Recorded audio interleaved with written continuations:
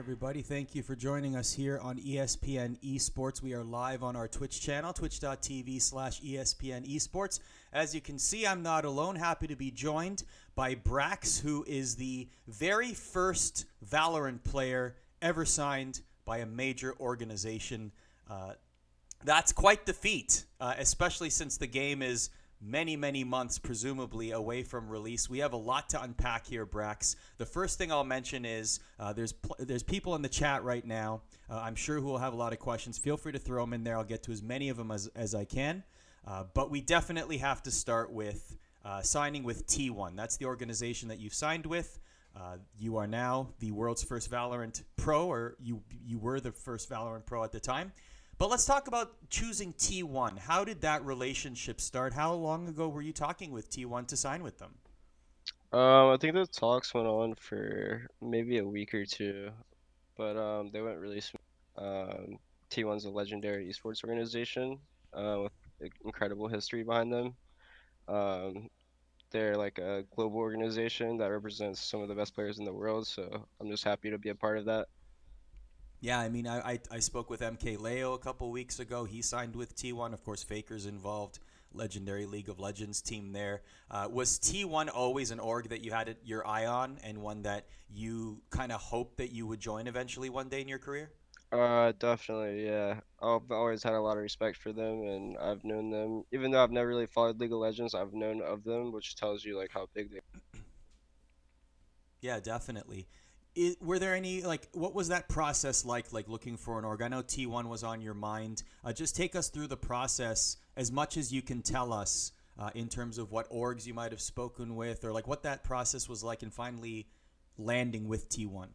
I will say T1 was the first org to reach out to me since I announced that I would be making the switch. But they weren't the only org. I'm not gonna say names just out of like respect and stuff, but there's probably three or four other top tier one organizations that. How difficult was the decision for you? It actually was a pretty easy decision. The talks went really smooth, and it just seemed like a really good fit, and it made sense, so I went with it. One thing that I found interesting when I spoke with MK Leo was T1 really told him, we want you to focus on your content. And in fact, we're going to do a lot of collaborations. One thing he mentioned was, I'm going to go to South Korea and I'm going to do some content collaborations with Faker, for example. Was any of that kind of thing presented to you? Like, did they say, hey, we want you to collab with MK Leo. We want you to collab with Faker. Did any of that come up when you were talking? Actually, yeah, it was definitely brought up. There's always the chance that I will go to Korea and, do content with Faker and the other guys. So, I'm definitely looking forward. Is that something that you would want to do? Imagine a world where you're creating content with Faker. What would it look like? Honestly, I have no clue, but I'm sure it'd be a great. I Leo had the idea where he would teach Faker Smash and he would teach Leo League. I guess you could teach him CS:GO or Yeah, actually, Valorant. that wouldn't be a bad trade. I would be up for that.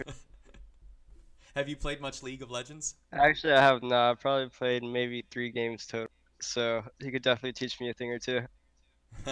Fair enough. So in the arrangement, in the tweet it says from T1, it says T1 is excited to welcome Brax to the team as a creator and professional for Valorant, CS:GO, and FPS titles.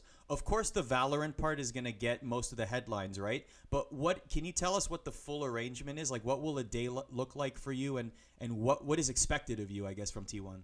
Well, basically, we don't really know when the game is coming out, right? So until we do know, or until I can get my hands on it, I'll just be making content for CS, basically CS:GO. So basically Valorant is the number one priority, and until you can play the game, grind the game, it will be content creation around CS:GO 4T1. Correct. Okay, cool. Have you had a chance to play Valorant yet? I have not actually. Interesting. There were a lot of I guess I don't know who exactly, but there were a lot of CS:GO players that were involved in the creation of the game. Had you had a chance to speak with any of them? Like what I guess more generally, what do you know about the game in terms of? I've heard it has a lot of similarities to CS:GO. I mean, it even looks like it has a little bit of Overwatch vibes. But what do you know about the game? Yeah, I mean, I can't share much, but what I do know is I'm confident that my CS:GO skills will make me good at Valorant, and I think it will benefit CS:GO players the most more than any other game, and so I am confident in that aspect. Were you reached out at all, or were you hoping to be reached out to be part of that testing group? Actually, I did get invited to fly to LA to play test it, and then the coronavirus came and fucked Sure. everything up, so it got canceled. But I think they will do something online, but I'm not sure. But I'm sure I will get a chance to play test it before it does come out, so I'm excited. Fair enough. So the obvious question here is becoming a pro in a game that hasn't come out yet and that you haven't played yet. And you did mention that your skills will be transferable from CS:GO to Valorant, right? Do you have any concern at all that this is sort of uncharted territory, right? Do you feel anxiety at all? At all? Do you feel concerned that you're in a situation like this? I mean, it's always in the back of my mind, but honestly, I'm looking forward to it. I'm pretty optimistic about it, and I'm gonna treat it like it's a new game, and I'm gonna grind and learn everything. So I'm looking forward to it and all the challenges that come with it. How early into hearing even about Project A did you decide, you know what, I want this to be my next game of choice? Like, did that decision come to you very early? Um, I guess it kind of came just from where I was at in CS:GO. I've kind of been in the same spot, I guess, for the past couple years, and it hasn't really seemed like it's been getting better or was going to get. Um,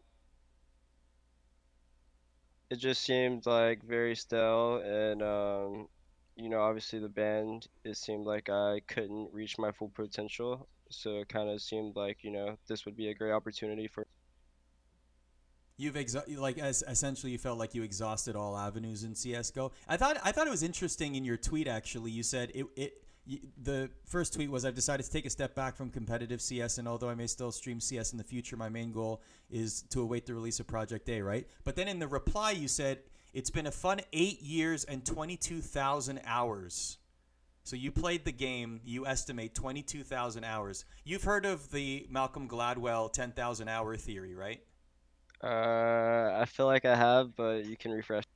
Yeah, so he wrote a book called Outliers, right? And his theory in the book was 10,000 You hours is become the an magic expert at number of it, right? greatness. Yeah. Yeah. Basically, you become an expert at 10,000 hours or the magic number of greatness. And like whether you agree with that or not, just for the purpose of this question, I'm actually curious, like in the second, like let's look at your amount of hours in CS:GO, right?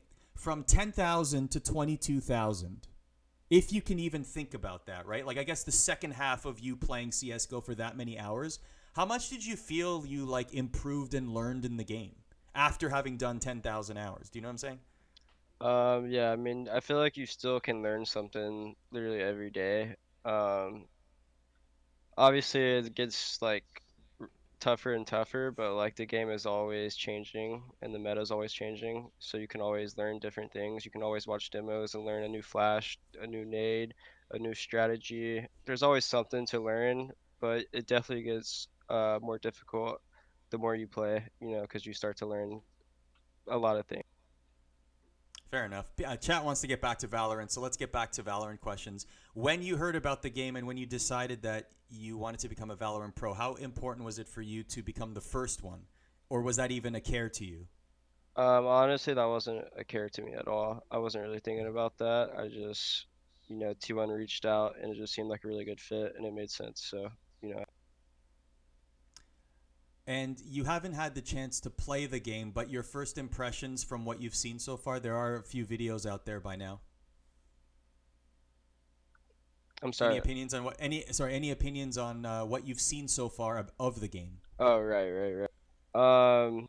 Yeah, the game actually looks really good. I'm excited to play it. There's some things like some abilities that, I might be questioning, but at the same time, I haven't played it, so I'm gonna give it the benefit of the doubt, and I'm not really gonna judge it until I do play it. So.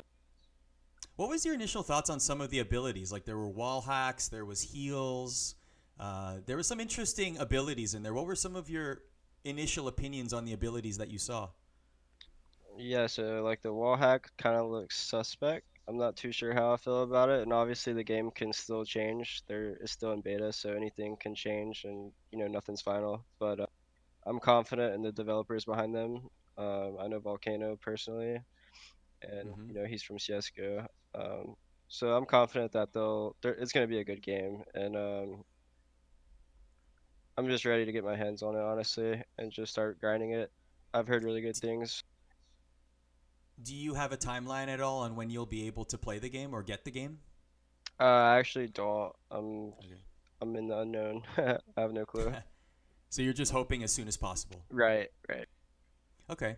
Uh, what about the like? Let's talk about the success of Valorant. Let's just foreshadow a little bit here, right? Like Valorant, created by Riot Games. Riot Games very well known for League of Legends. League of Legends is very successful. How much of a success, given that Riot Games is behind this, do you think that this game is going to be? I mean, it's their only FPS title, so honestly, I think the game will be huge, and I think they will put a lot of money in. I think they're gonna do a lot to make it successful, and I'm not sure if they'll come out with a league or LCS type thing, but I'm sure they have big plans for it, so I'm looking forward to it. What would be your preference? What would the ideal esports landscape look like for you for Valorant? As far as like the tournament landscape goes, Or would you like a league format like the LCS and the LEC, or would you like a tournament format, or would you like a whole or like a multi-month league like Overwatch League? Like, what would be an ideal esport schedule for you? right, right. Honestly, I'm not too sure. I'm sure they have plans for what they want to do, and I'm sure it'll work out for the best. I think something like LCS type thing could be really cool, and I think it could work out. But at the same time, the way Valve does it, I think is also cool. They give more freedom to tournament organizers and stuff, so I think both ways have their pros and cons. I asked this strictly out of curiosity and not putting any vibes out there at all. What happens if the game is not a success? Like, do you continue on with T1? Would you just keep creating content? What would that relationship look like if Valorant doesn't do well as an esport? I'm sure I would still just make content for them, whether it be CS:GO or Valorant. Um, but yeah, we definitely would still continue. Okay, so it's not contingent on Valorant being a success or something like that, is I guess what I'm getting Correct, at. correct. Okay, cool. Okay, so you definitely have a good, strong relationship with T1, Right, which right. is a great start. Let's get these are some questions from Twitter. Abraham said, how are big orgs signing players for professional contracts, and they even put character they're going to main when the games isn't even out yet? This is a genuine question. I think it's more so the fact that T1 just recognized my talents early on, and that's something I'm really grateful for. Um, Obviously, there's no other players that are signed for the game besides me, so I think that's a big tell in itself.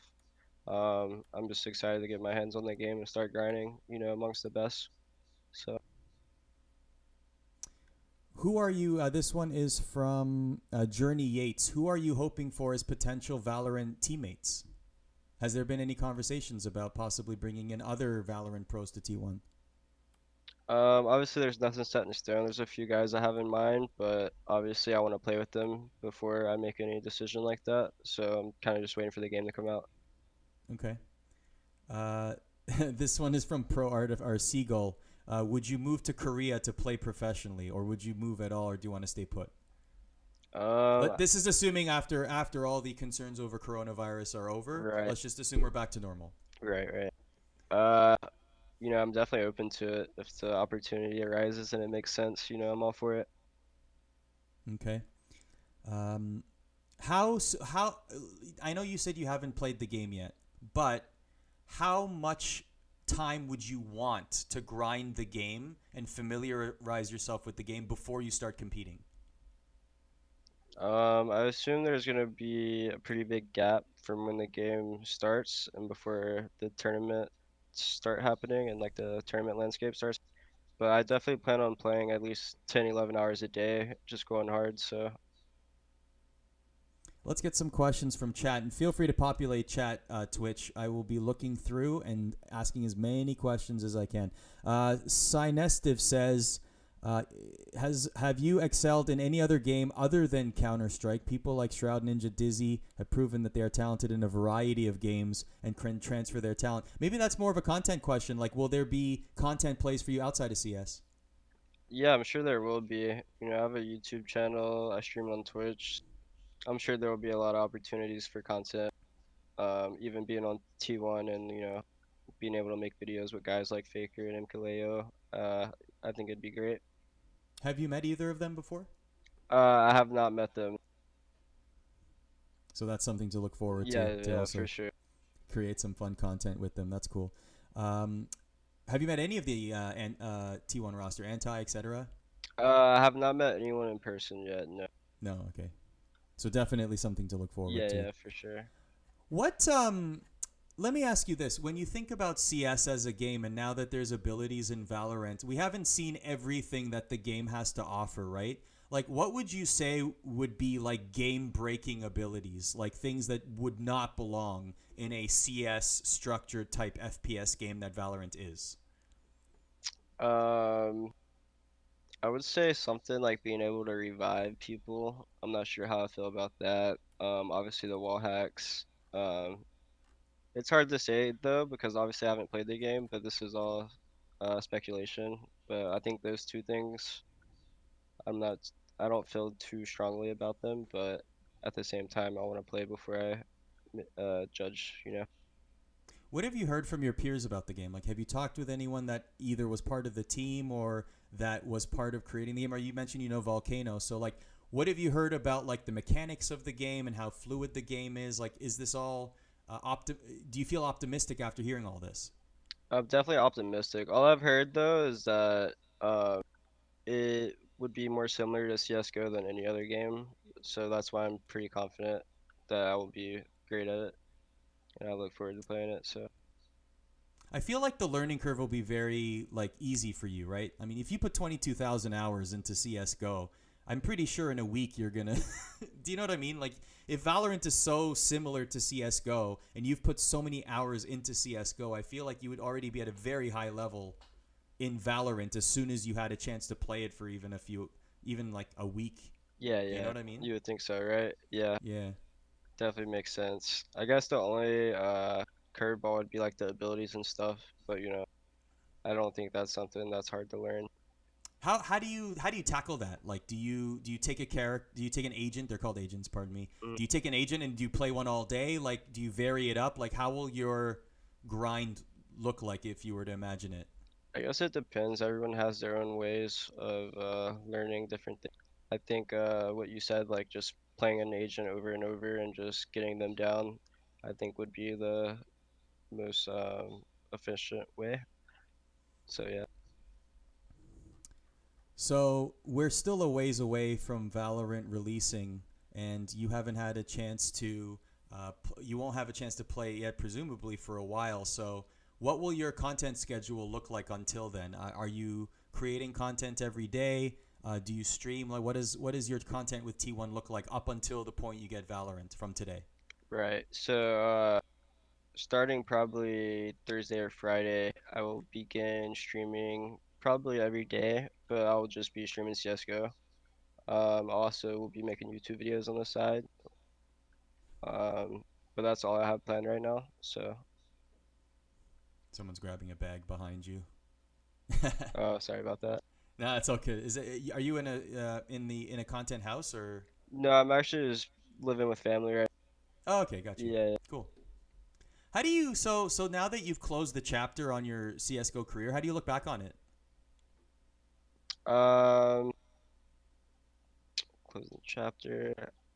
I'm definitely happy with my career, I guess. Obviously, I've made mistakes and stuff, but I continue to learn from them, and I just use them as lessons. And I'm definitely happy with where I'm at right now.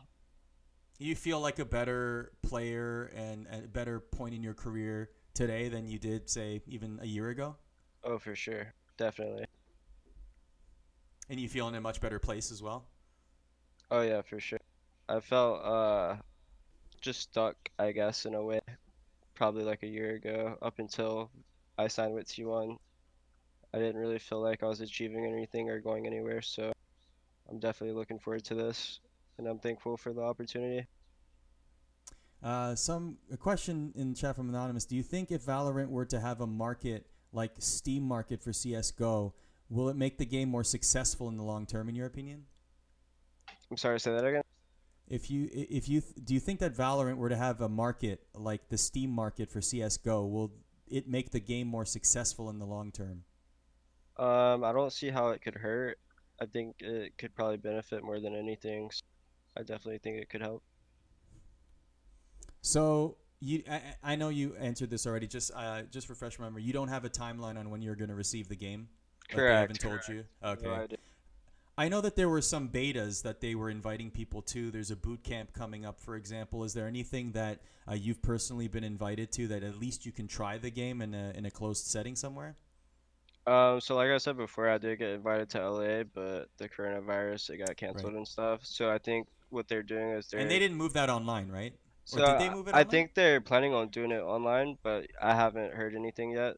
But that's kind of what I'm thinking. So I'm kind of just waiting for that. Have you heard any official release date? Anything? I mean, maybe you can't tell us, but No, no, I have not heard anything.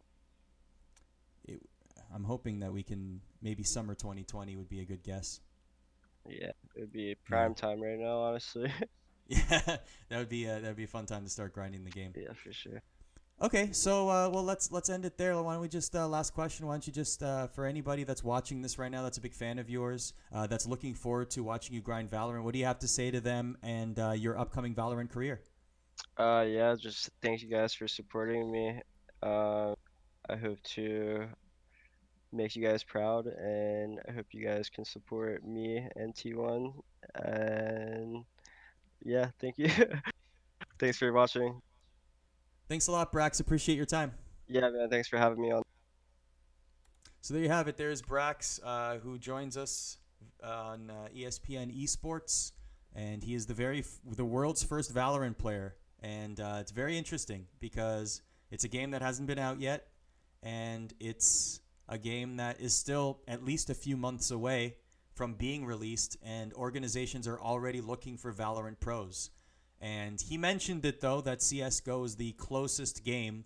A lot of players will be grinding CS:GO in anticipation for Valorant, and he will be doing exactly that, creating some content with T1 in anticipation for the release of Valorant. Maybe summer 2020, maybe later. We don't know the exact date. All we know is that right now there are 8 agents, all with unique abilities, and it has a similar structure to CS:GO, pay system, bomb defuse, etc. So the game mode looks very similar, and some of the mechanics look similar as well. From the people that I've spoken to who are part of the team, they said that the gun mechanics are very fluid and very precise. They enjoyed it a lot, and it's a game that really might have a lot of success. The one thing I will say is I do believe, given Riot Games is behind this, I do feel like as an esport, Valorant does have a very good chance, simply because they've been able to make League of Legends into the largest esport in the world.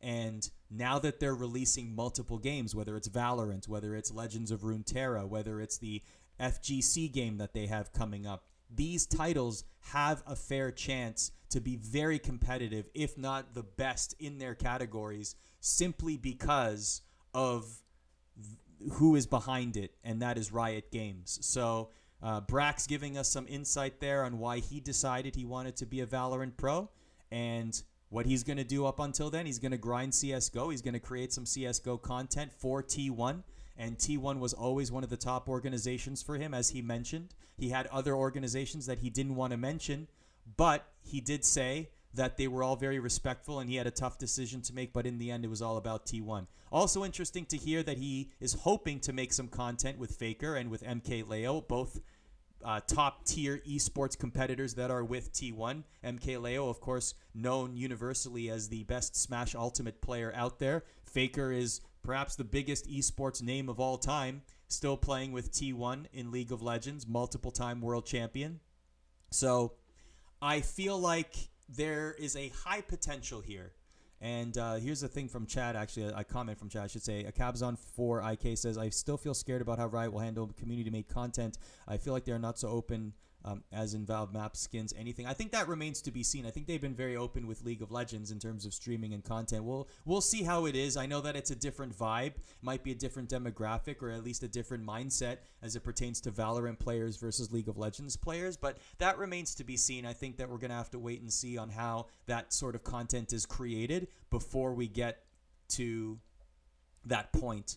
He did mention Po0NC that he'll be streaming regularly on his channels for T1 as well in anticipation for Valorant. So basically he's going to use CSGO, which he already has 22,000 hours of practice in, by the way. So like he's already at the tippy top of, I mean, what else does he have to do really, right? I mean, he already has that much experience playing an FPS game like Valorant in CSGO. So I don't think he needs the practice. I think it's more for the content, and I'm sure that his fans will definitely want to watch him until he gets his hands on Valorant, and then it's going to be all systems go. I think him grinding the game on stream is going to be a success. The fact that he's the first, I can't stress enough how important it is in many situations to be the first. He will always have...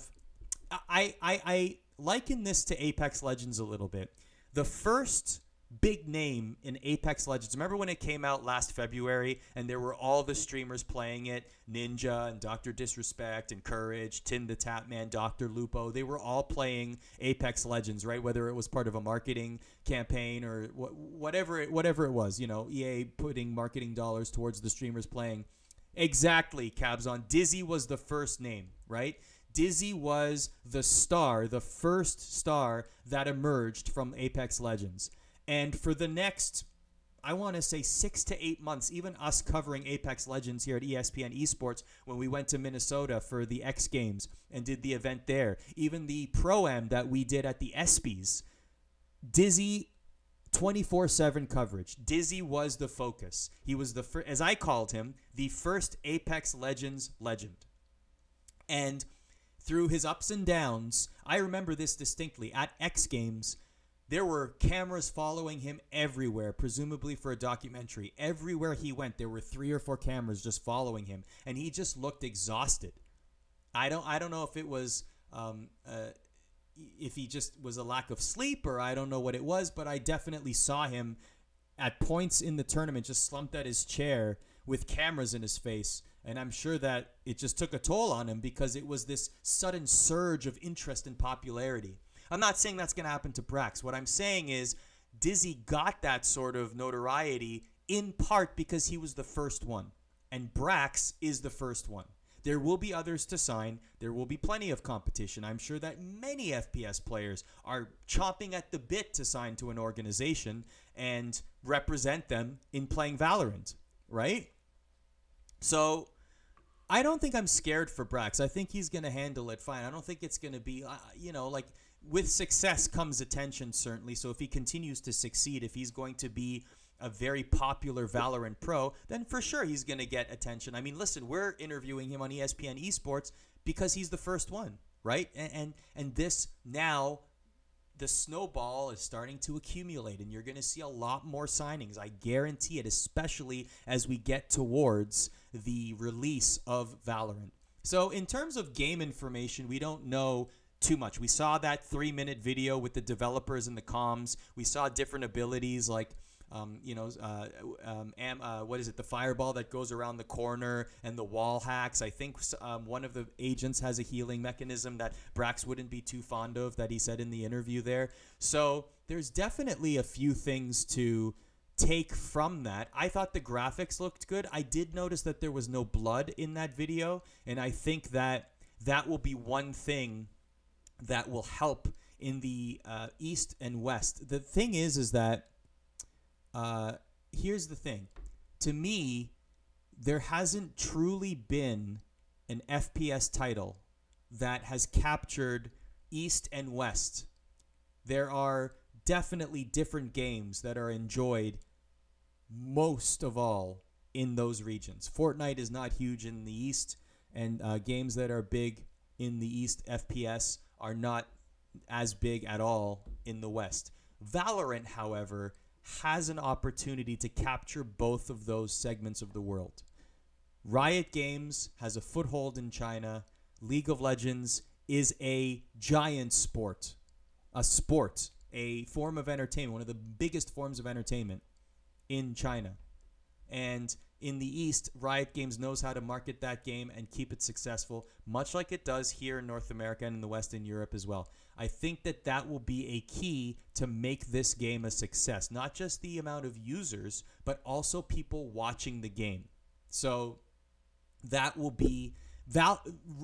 Riot Games is uniquely positioned to be able to be successful in that regard.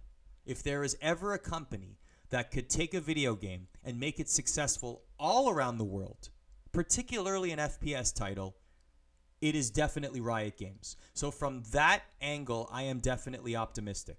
I'm also optimistic from the esports angle. They have proven with League of Legends that they know how to make a system that will be successful. Does it have to be the LCS, LEC, LCK, LPL, etc. system? It doesn't have to be. Will it follow the CSGO system? Will it follow the Overwatch League system? Will it follow the Call of Duty League system? That remains to be seen. But I do believe that Riot will endeavor to bring the best possible scenario that will be the most successful all around the world. So that's why I'm optimistic about Valorant as a game. But of course, all of this is moot if the game is bad. But from the people that I've spoken to that have touched the game, given input on the game, they all say that this game definitely has high potential and it feels good to play and the mechanics are on point and the graphics look great. I just think that there are a lot of positives here. So continued success to Brax. I hope that he hits it big as a Valorant player, continues a very, very, very solid career in FPS. Continuing on with Valorant, he is the first. There will be eyes on him, and we will track this further. Hopefully, there will be more signings in the near future that we'll talk about at espn.com/esports. And thank you very much, everybody in the chat. Just if you are new to ESPN Esports, we cover all esports. We actually just launched a CSGO column. Jacob Wolf, who is our investigative reporter, the best investigative reporter, in my opinion, out there in the esports scene. He just launched a CSGO column that is now, I believe the first one is available at espn.com/esports. Also, do a lot of coverage. We just actually did an episode of The Rift Rewind, which is our weekly League of Legends program. Normally every Monday night, might move to Tuesday nights, but it does happen every single week, and it is live. It is a 90-minute program with myself and a rotating cast. That includes Jacob Wolf, includes Fion on Fire, Tyler Erzberger, at League of Emily Rand, and a whole host of others. Darren Kwilinski as well. There's a whole host of analysts that are joined by me, and we have roundtable discussions on all of the important conversations in League of Legends. Of course, right now, the leagues in LCS and LEC are coming back this weekend. They're going to be played online. So now we're going to have a whole new realm. We haven't seen this before in several years, an exclusively online league. The LPL has been doing it for a couple weeks now. And now the LEC and LCS will follow suit. So what will that mean for the spring split? We're going to find out. We're going to watch the games. The schedule has changed a little bit, and we're going to follow along, and we're going to analyze games, and we're going to talk about the biggest topics of conversation. Team Liquid not having a great split. Meanwhile, Cloud9 absolutely demolishing everybody. So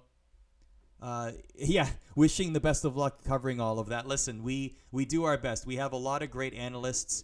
Emily Rand doesn't sleep at all. She just watches games and analyzes them, and she's the best at what she does. And we do the same. I watch as much of it as I can to be best prepared to ask the best possible questions, to ask thoughtful and insightful questions so that we get the best possible content for all of you there. That's pretty tough to keep up with. Sometimes it is. I'm not going to lie, Focus. It is often tough to keep up with, but we do it because we enjoy it. I love esports. I love video games. I love playing video games. I'm not going to lie. I'm going to play some Hearthstone Battlegrounds when we go offline here, and then I'll maybe grind some Warzone because Warzone's been a lot of fun. Battle Royale Call of Duty, I'm enjoying it. I'm digging it. I'm not going to lie. When Valorant comes out, I'm going to want to play. I'm actually a little jealous for some of my ESPN esports colleagues that may or may not have earlier access than me. I don't know when it's going to happen, but it is happening, and I'm not going to get it. So I'm a little sad about that. But that's okay because I'm going to play it with the rest of you when the game comes out. Warzone, 100% cabs on. I'm going to play some Warzone. I'm not even kidding. Warzone is happening. I love it. Solos got released today. Super pumped about it. Definitely going to play. It's going to be a blast. I enjoyed it a lot. Hearthstone Battlegrounds, 100% in. Auto Battlers, my jam. Let's go. They just updated a patch too. There's new minions, minion buffs and minion nerfs. There's new heroes. I'm super pumped. Focus, what is your opinion on several pros getting access to Valorant earlier than others? They should. I think they should. I'm fine with that. I don't care about pros getting earlier access than everyone else. Don't care. In fact, if it's their livelihood, they should probably have earlier access. And what I think should happen is they should have communication with the developers. They should have a say. Brax should be part of a pool of, even before beta testing, even before alpha testing, like they should be given the game next week. If it were me, I mean, listen, I don't know. If it were me, I'd say, look, here's the game. And Brax intimated this in the interview. He was invited to an event that was scheduled to happen. Was it this week or next week? And he was unable to attend, obviously, due to coronavirus concerns. It got postponed or canceled. Now, had he been there, he'd been able to play the game and get initial thoughts, etc., right? So I do believe that he should have access to the game. He should at least have an idea of the kind of game that he's getting into, even if he's not going to get the game in full in 3 or 4 months, right?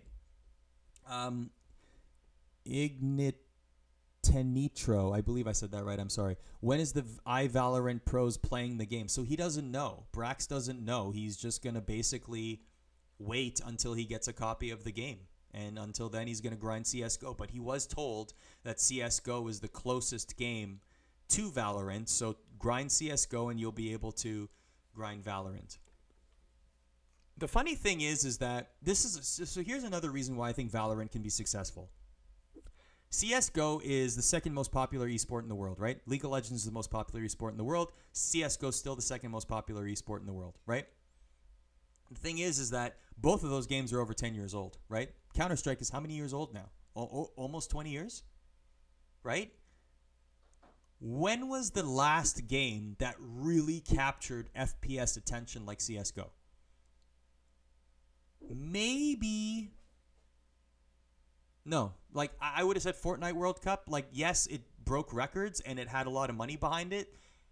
A lot of content creators play it, of course, right? But we don't even know what the competitive ecosystem is going to be in Fortnite this year. We just don't. I mean, we know that Fortnite Champion Series was announced, but what games? Like, seriously, what?